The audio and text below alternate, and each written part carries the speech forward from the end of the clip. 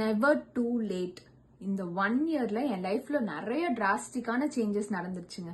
அதுக்கு ஒரு முக்கியமான ரீசனே என் கையே தூக்க முடியாம போனதுதான்.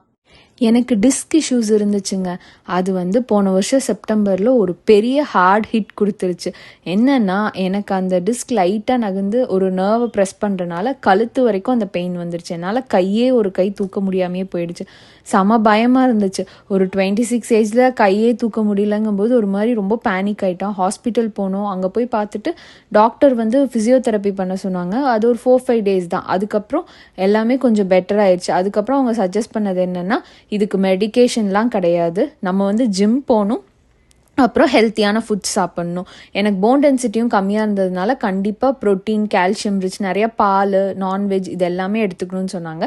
வெஜ்லேயுமே ப்ரோட்டீன்ஸ் இருக்குது, பட் அதை விட ஈஸியர் ஆப்ஷன் நான்வெஜ். ஏன்னா நான் நான் வெஜிடேரியன், ஸோ என்னால் எடுத்துக்க முடியுங்கிறனால அப்படி சொன்னாங்க. இதே மாதிரி நிறைய பேர்த்துக்கு ஹெல்த் இஷ்யூஸ்னால அஃபெக்ட் ஆகிருக்கலாம், பட் அது எல்லாமே டெம்ப்ரரி தான். அது அஃபெக்ட் ஆகலைனாலுமே it is never too late. சீக்கிரமாக ஸ்டார்ட் பண்ணுங்கள், உங்கள் ஹெல்த்தை கரெக்ட் பண்ணிக்கோங்க. பாய்.